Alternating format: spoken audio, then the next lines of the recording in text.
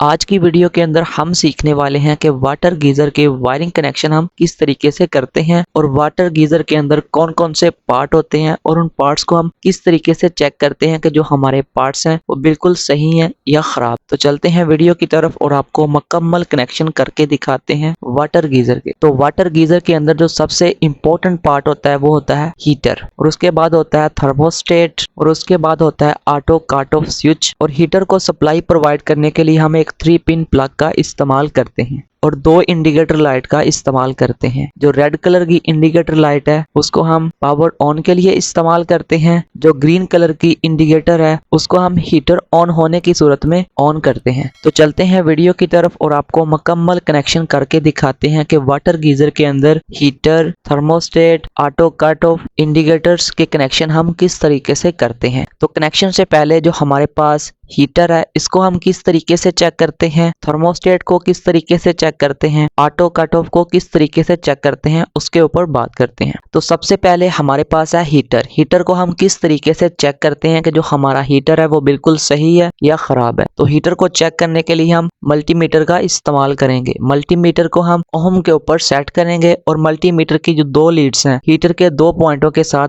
Connect कर देंगे। तो जैसे ही हम कनेक्ट करेंगे तो मीटर के ऊपर कुछ ना कुछ वैल्यू शो होगी। अगर ये वैल्यू 1000 ओम के करीब होगी तो जो हमारा हीटर है वो बिल्कुल सही है। अगर मीटर के ऊपर रीडिंग आए OL तो उससे पता चलेगा जो हमारा हीटर है वो अंदर से उसकी कॉइल ओपन हो चुकी है या ब्रेक हो चुकी है। तो जो हमारा हीटर है वो बिल्कुल खराब है। हीटर को बॉडी के साथ भी हमने चेक कर लेना है। तो मीटर की एक लीड को हम हीटर के एक पॉइंट के साथ कनेक्ट करेंगे और दूसरी लीड को हम बॉडी के साथ टच करेंगे। अगर बॉडी के साथ टच करने से मीटर के ऊपर अगर रीडिंग आएगी OL तो जो हमारा हीटर है वो बिल्कुल सही है। अगर रीडिंग आएगी 5 ओम, 6 ओम, जो हमारा हीटर होगा वो शॉर्ट होगा, तो ये बिल्कुल खराब होगा। तो इस तरीके से हम हीटर को चेक कर सकते हैं कि जो हमारा हीटर है वो सही है या खराब है। दूसरे नंबर पर हमारे पास है थर्मोस्टेट और तीसरे नंबर पर है ऑटो कट ऑफ। तो इन 2 चीजों को हम किस तरीके से चेक करते हैं वो आपको मैं बता देता हूँ। तो सबसे पहले हमारे पास है ऑटो कट ऑफ। तो ऑटो कट ऑफ स्विच के एक साइड पर हम फेज सप्लाई प्रोवाइड करेंगे और दूसरे पॉइंट पर हम टेस्टर को लगाएंगे। अगर टेस्टर हमारा ग्लो करेगा तो ऑटो कट ऑफ बिल्कुल ओके है। अगर टेस्टर ग्लो नहीं करेगा तो ऑटो कट ऑफ खराब है। और इसी तरह हम थर्मोस्टेट को भी चेक कर लेंगे। थर्मोस्टेट के एक पॉइंट पर हम फेज सप्लाई प्रोवाइड करेंगे और दूसरे पॉइंट पर हम टेस्टर को लगाएंगे। अगर टेस्टर ग्लो करेगा तो थर्मोस्टेट भी ओके है। अगर टेस्टर ग्लो नहीं करेगा तो थर्मोस्टेट ओके नहीं है। तो अब चलते हैं वाटर गीजर के अंदर heater, thermostat, auto cut of, power on indicator, heater on indicator के कनेक्शन हम किस तरीके से करते हैं वो आपको मैं मुकम्मल डिटेल के साथ करके दिखाता हूँ। तो सबसे पहले हमारे पास है 3 पिन प्लग। 3 पिन प्लग का जो फेस पॉइंट है उसके साथ हम एक वायर को कनेक्ट करेंगे और वायर के दूसरे सिरे को ऑटो कट ऑफ के एक फेस पॉइंट के साथ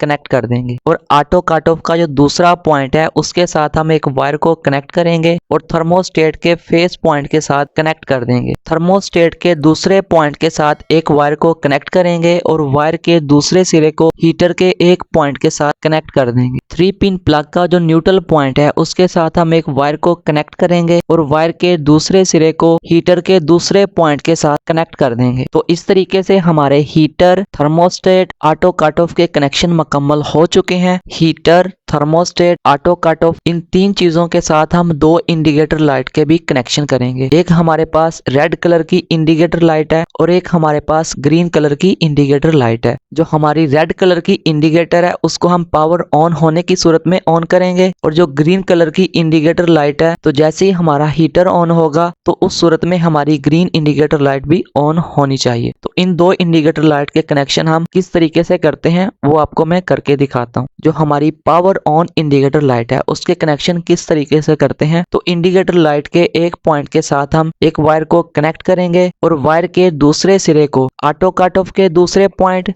या थर्मोस्टेट के पहले पॉइंट किसी भी जगह पर इस वायर को कनेक्ट कर देंगे और दूसरे नंबर पर जो ग्रीन इंडिकेटर लाइट है जिसे हम हीटर ऑन होने की सूरत में ऑन करना चाहते हैं, उसके कनेक्शन किस तरीके से करते हैं वो आपको मैं करके दिखाता हूँ। तो ग्रीन इंडिकेटर लाइट के एक पॉइंट के साथ हम वायर को कनेक्ट करेंगे और वायर के दूसरे सिरे को थर्मोस्टेट के दूसरे पॉइंट और हीटर के पहले पॉइंट के साथ किसी भी जगह पर कनेक्ट कर देंगे और ग्रीन इंडिकेटर के दूसरे पॉइंट के साथ हम न्यूट्रल वायर को कनेक्ट कर देंगे। इसी तरह हम रेड इंडिकेटर लाइट के दूसरे पॉइंट के साथ न्यूट्रल वायर को कनेक्ट कर देंगे। तो इस तरीके से हमारे वाटर गीजर के कनेक्शन मुकम्मल हो चुके हैं, वो भी हीटर के साथ, थर्मोस्टेट के साथ, ऑटो कट ऑफ के साथ, और इसके साथ हमने 2 इंडिकेटर लाइट भी लगाई है, एक पावर ऑन होने की सूरत में और एक हीटर ऑन होने की सूरत में। ऑटो कट ऑफ का टेम्परेचर हमने ज्यादा रखना है और थर्मोस्टेट का टेम्परेचर ऑटो कट ऑफ की निस्बत कम रखना है। तो ऑटो कट ऑफ का टेम्परेचर हम 85 सेंटीग्रेड रखेंगे और थर्मोस्टेट का टेम्परेचर हम 55 या 70 रखेंगे। तो ये वीडियो आपको कैसी लगी है कमेंट करके लाजमी बताइए और इस वीडियो को लाइक कीजिए, शेयर कीजिए। अभी तक मियां इलेक्ट्रिक यूट्यूब चैनल को सब्सक्राइब नहीं किया तो चैनल को लाजमी सब्सक्राइब कीजिए और साथ में बेल नोटिफिकेशन को लाजमी प्रेस कीजिए। अगर दोस्तों आप DOL स्टार्टर के पावर और कंट्रोल के मुकम्मल कनेक्शन सीखना चाहते हैं तो उसके ऊपर मैंने एक मुकम्मल डिटेल के साथ वीडियो बनाई है, तो उस वीडियो का लिंक आपको इस वीडियो के एंड स्क्रीन में मिल जाएगा। तो आप दोस्तों ने इस वीडियो को देखने के बाद उस वीडियो को लाजमी देखना है।